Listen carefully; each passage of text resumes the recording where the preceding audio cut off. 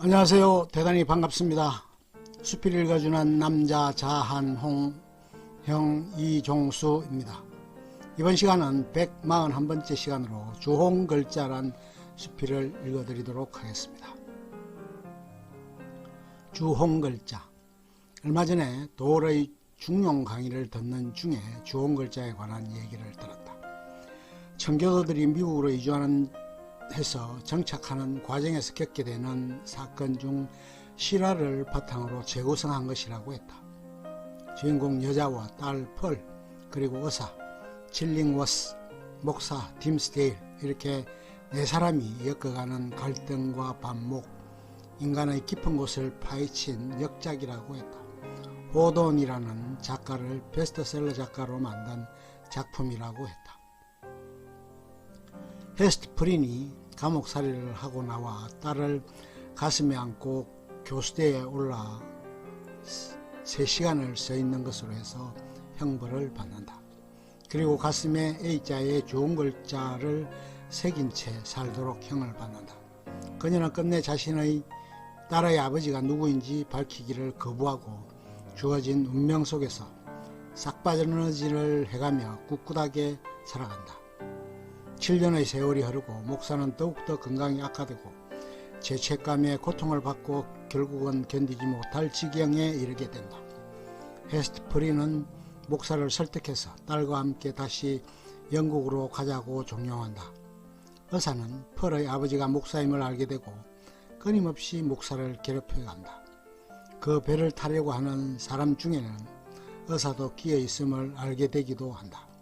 목사는 마지막 순간 교수대 위로 헤스턴 프린과 딸을 올려놓고 사람들이 모인 가운데 고백을 한다. 이 여자를 사랑한 사람은 자기였으며 딸의 아버지가 자기였다는 것을 고백한다.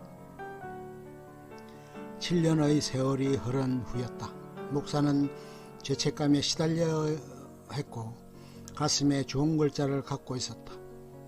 헤스턴은 점점 자신을 성스럽게 만들어갔고 가슴에 달고 있던 주홍글자도 그 의미를 천사에게로까지 변환시켰다. 목사는 결국 병사하게 되었고 헤스턴은 딸을 키우며 자신에게 주어진 운명 속에서 살아가게 된다. 의사도 얼마 후 죽음을 맞이하게 되고 자신의 전 재산을 펄에게 상속하게 된다. 가늠하지 말라는 성경의 계명을 어긴 이에게 초기 청교도 사회가 어떻게 단죄하였고 그로 인해 인간이 어떻게 그 질곡 속에서의 삶을 영위했는가를 실감나게 묘사했던 것이다. 95년에 영화화된 내용은 조금 다르게 전개된다. 주인공은 데미 무어가 맡았었다.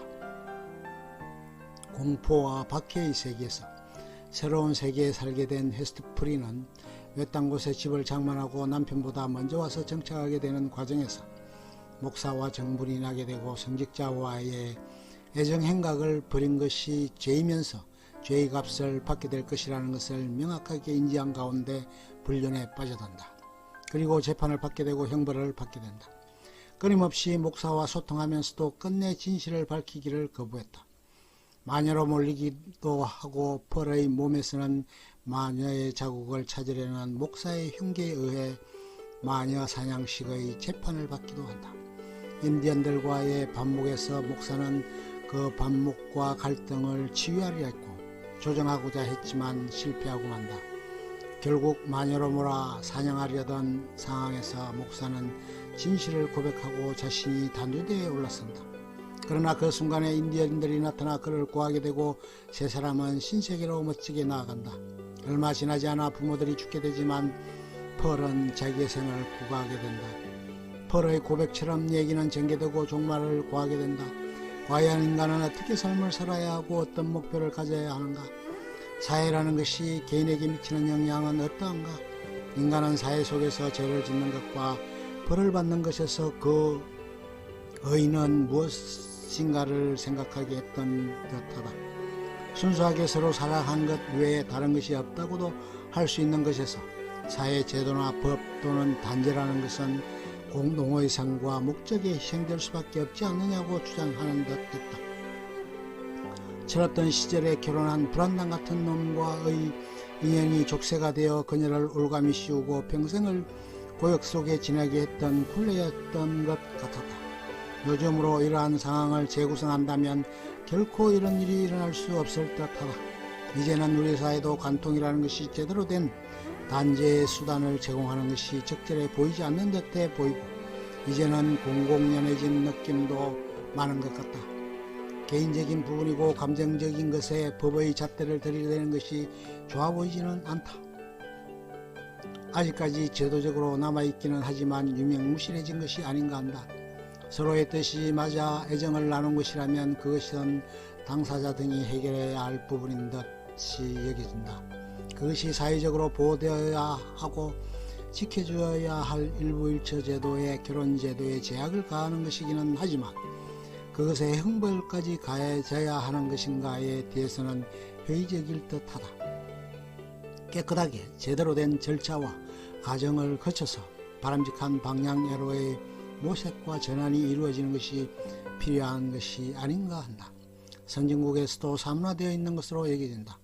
좋은 글자에서처럼 형식적인 부부관계에 있는 것이 제대로의 효과를 발휘하지 못한다면 그것에 보호되어야 할 것은 과연 어떤 것이냐고 의심하는 것이 당연시 될 것이다.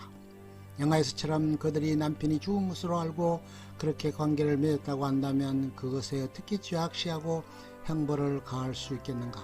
기준이라든가 잣대는 언제나 상황에 따라 변하는 것으로 인식하여야만 할 것이다.